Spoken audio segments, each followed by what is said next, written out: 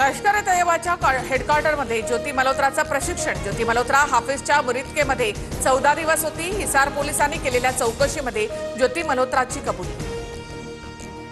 11 दिवसात हरियाणा पंजाबमधून पाकचे 12 गुप्तहेर पकडले।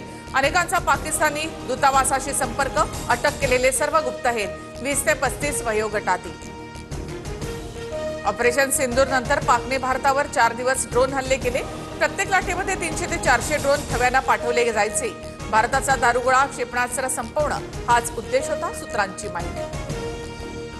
ऑपरेशन सिंदूरबाबत पाकिस्तानला आधीच माहिती दिल्यामुळे किती भारतीय विमानं गमावली। परराष्ट्र मंत्री जयशंकर यांचं मौन निंदनीय। सत्य देशाला कळायला हवं। राहुल गांधींचा ट्विट करत पुन्हा निशाणा। ऑपरेशन सिंदूरच्या खासदार शिष्टमंडळावरून शरद पवारांनी राऊतांना फटकारलं। स्थानिक राजकारण आणू नये अशी आमची भूमिका, शरद पवारांची प्रतिक्रिया। शिवराज दिवटेला न्याय द्या।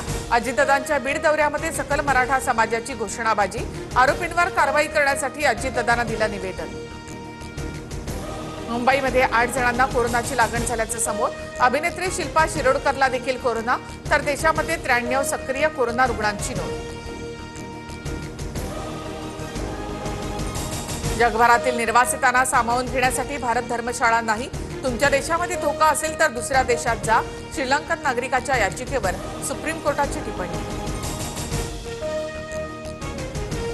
राहता तालुक्यामध्ये वादळी वाऱ्यासह जोरदार पाऊस। वादळी वाऱ्यामुळे मोठ्या प्रमाणात घराचं नुकसान, तसंच झाडं कोसळल्यामुळे वाहनांचं देखील मोठ्या प्रमाणामध्ये नुकसान। पुण्यामधील स्वारगेट, हडपसर, वाघोली परिसरात वादळी वाऱ्यासह जोरदार पाऊस। पावसामुळे वाघोलीमध्ये सर्वत्र पाणी साचलं। चाकरमान्यांचे हाल।